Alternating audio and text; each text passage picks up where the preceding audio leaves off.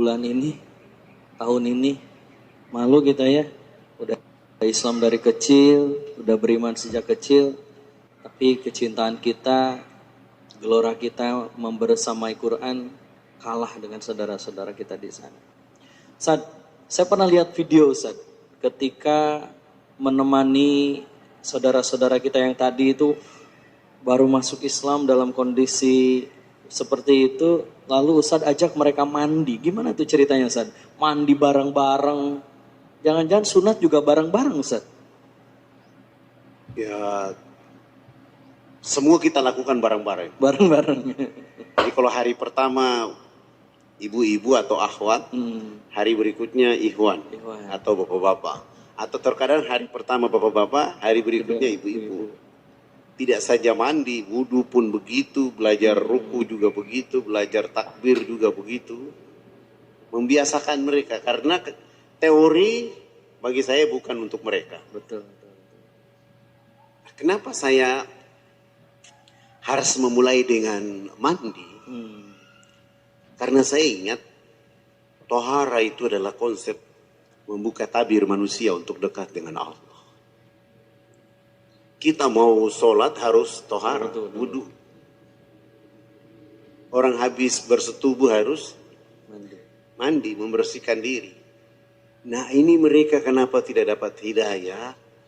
Ditambah lagi dengan hari-hari mandi pakai minyak lemak binatang begitu. Berdiri jarak 500 meter dari arah mata angin kita yang hancur. Bau yang tidak enak. Dan saya bilang harus pakai mandi metode ini. Dan Tadabbur surat 16 ayat 125 surat An-Nahl. A'udzubillahi minasyaitonirrajim. Ud'u ila sabili rabbika bil hikmah wal mau'izatil hasanah wajadilhum billati hiya ahsan. Di situ ada kalimat perintah, serulah. Ud'u, seru. Ajaklah. Bawalah. Ajarilah. Binalah. Dekatilah. Bimbinglah.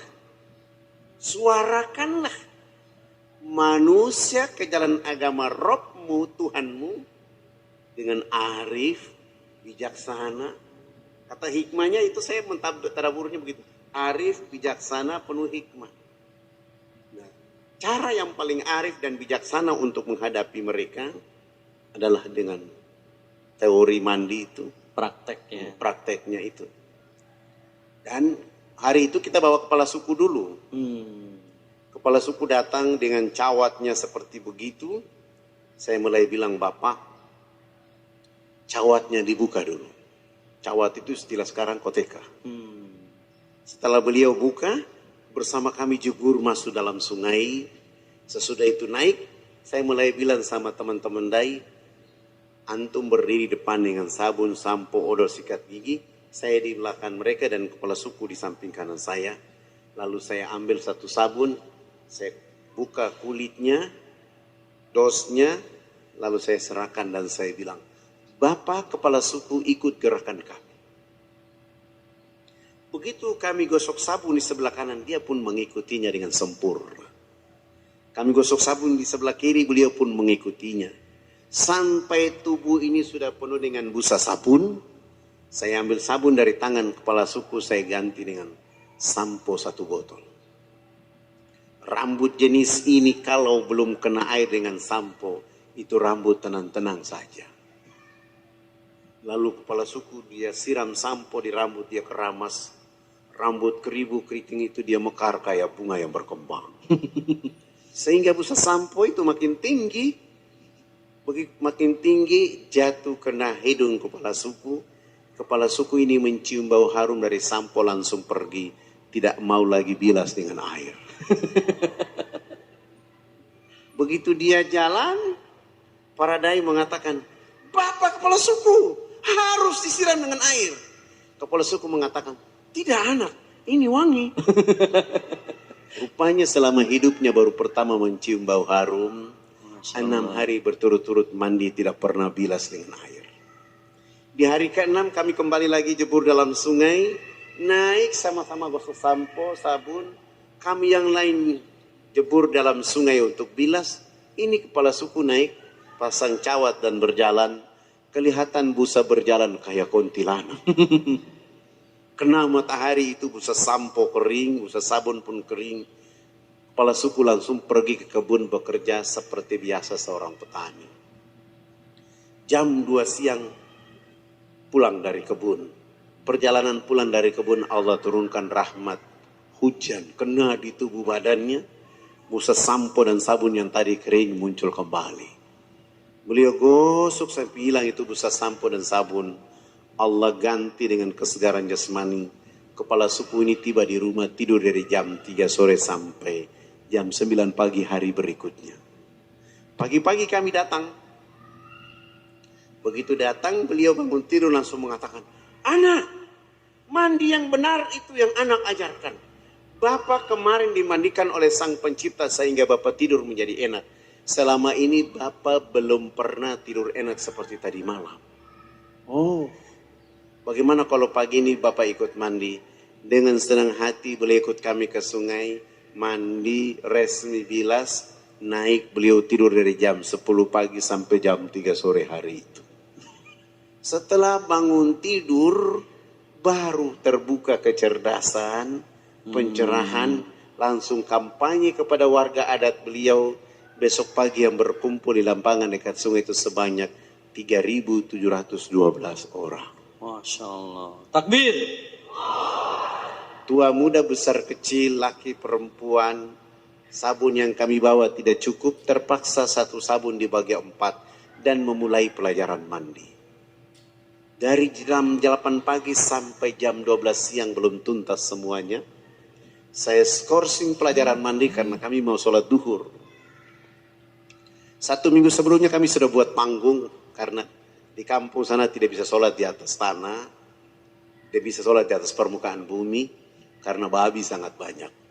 Saya lapor di kepala suku yang sudah mandi jangan pulang, yang belum mandi juga jangan pulang. Nanti selesai sholat kami akan melanjutkan pelajaran mandi. Begitu kami naik di atas panggung, yang sudah mandi maupun yang belum mandi mereka dulu di bawah panggung. Salah satu dai dia qomat dan saya takbir. Allahu Akbar. Teman-teman saya yang lain pun ikut takbir. Begitu kami takbir, yang sudah mandi maupun yang belum mandi yang dulu di bawah panggung serentak berdiri, berputar keliling panggung sholat dengan berlawanan arah jarum jam. Mereka tawaf seakan-akan kami itu Ka'bah. Apa yang dilakukan oleh mereka? Ternyata berputar keliling panggung sholat dengan berlawanan arah jarum jam itu untuk memperhatikan gerakan-gerakan sholat duhur yang kami lakukan. Begitu tahiyat akhir, saya salam ke kanan dan ke kiri. Assalamualaikum warahmatullahi.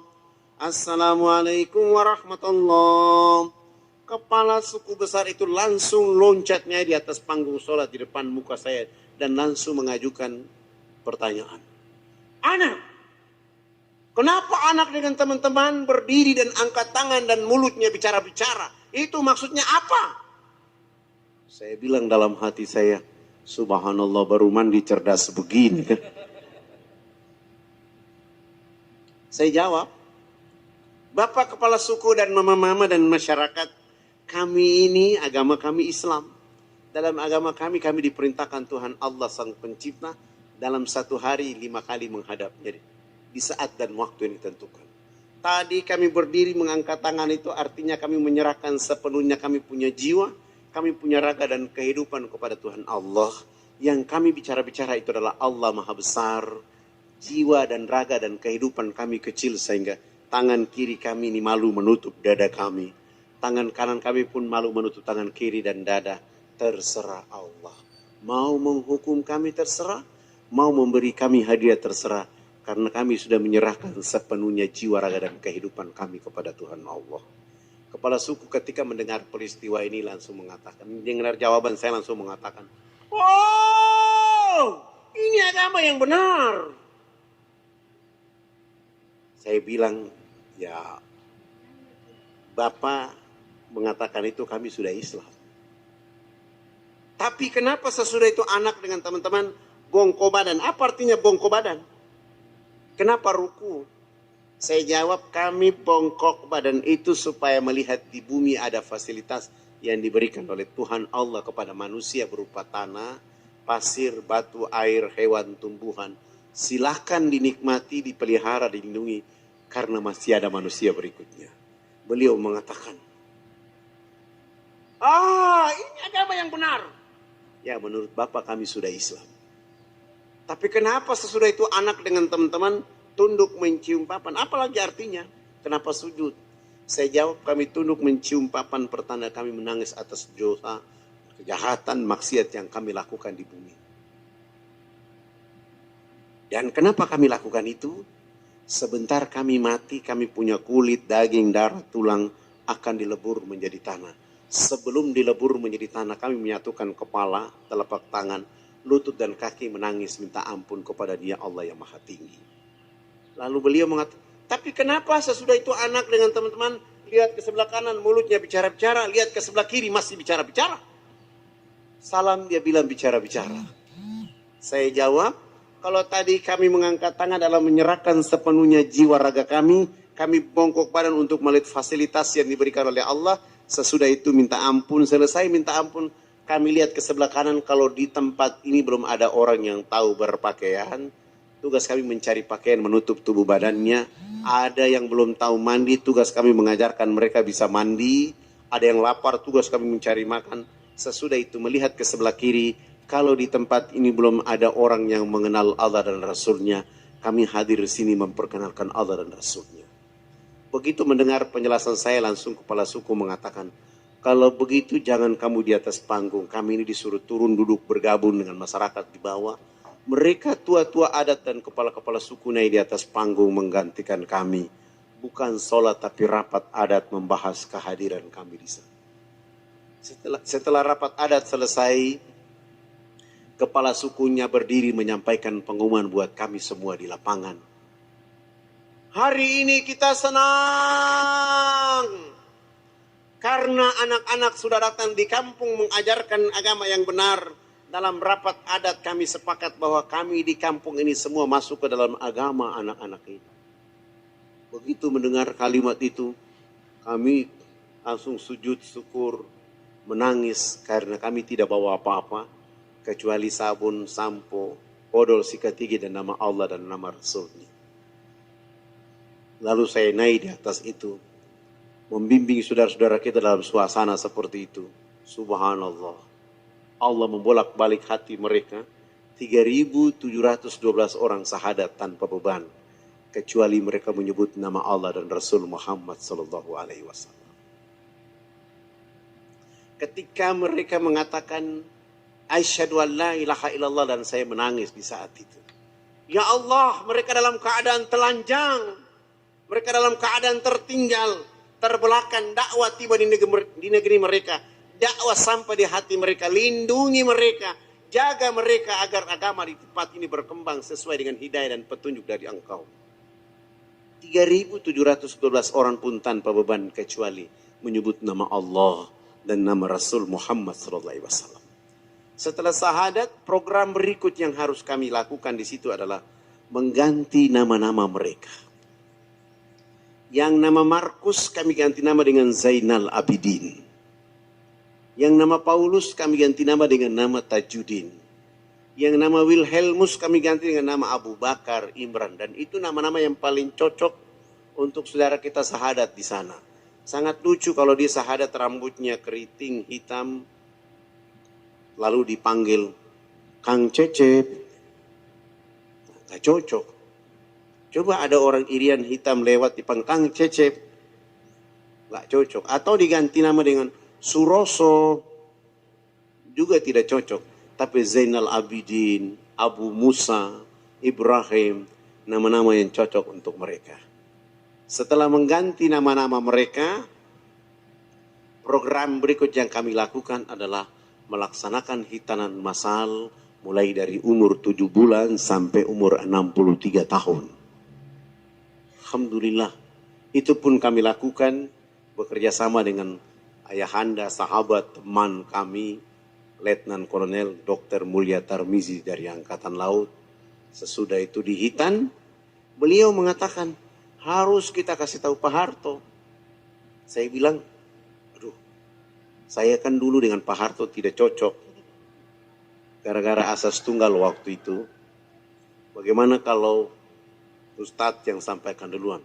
Alhamdulillah Pak Harto mengatakan, silakan bawa kepala-kepala suku dan tua-tua adat menghadap saya di Jakarta. Subhanallah. Kepala-kepala suku dan tua-tua adat ini sudah pakai celana panjang. Mereka sudah pakai kemeja, bahkan sudah pakai jas. Tapi belum bisa pakai sepatu.